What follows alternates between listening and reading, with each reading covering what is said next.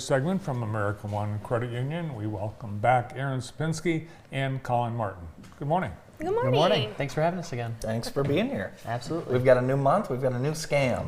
Always new scams. Tax returns. Yes, the taxes come around every year, and so do the scams and fraud associated with them. And tax returns are confusing for people, so you're already, I think, a little bit intimidated and afraid of them. Yes, and they hold a lot of hope for some people too, because they take that tax return as a financial windfall, Yes. and they're very excited about money that they can get back and then use for whatever it is they need. So bad actors will take advantage of that hope that you're just magically going to get this huge tax return this year. And every year the IRS comes out with an annual list of the most prolific tax fraud and scams, and they call it the Dirty Dozen list. And I love that so much. What's on the Dirty Dozen this year? So some of the big things that we are going to see our community probably will experience are phishing emails and phishing text messages. Everyone, I think, is getting those now too, about you have an unclaimed tax refund.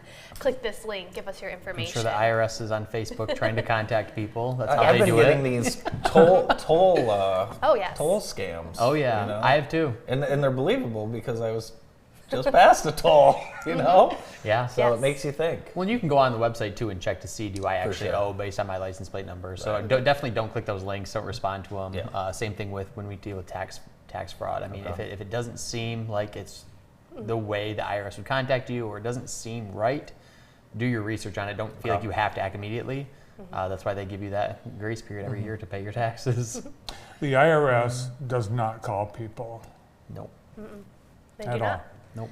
Another interesting inclusion on their list this year is bad social media advice too. They've specifically called that out as an issue Really? this tax season. Bad social A lot of media people are advice. getting just the weirdest bad advice on their social media. You should do your taxes this way, you'll get so much more money back. And that really inaccurate tax advice is causing a lot of problems for the people that follow it. So they've specifically added that. I happen to know someone who you're talking about, actually. Taking bad advice. That has taken the bad advice From social media. from a social media ad or something that says, you know, file your taxes here, return up to this, blah, blah, blah, blah, blah. And, you know, I don't even think that ad was based in the United States.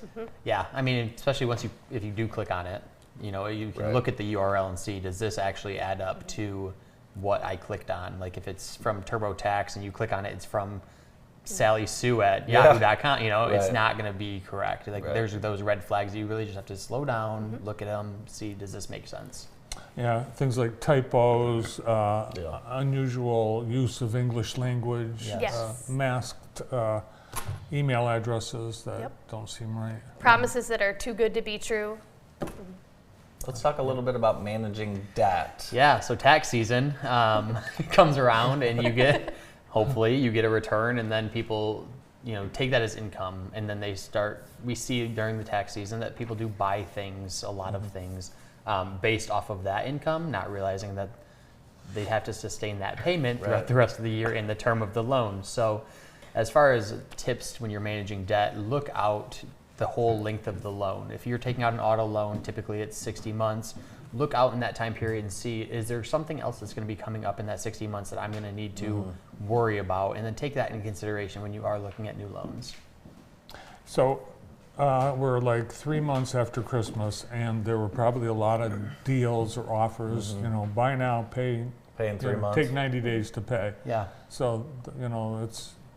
Yeah, and if reckoning. you're talking about the 0% APR for so many months, one thing to look at is a lot of times after that time period comes and passes, if you have not paid that off in full, all of the back interest is due also.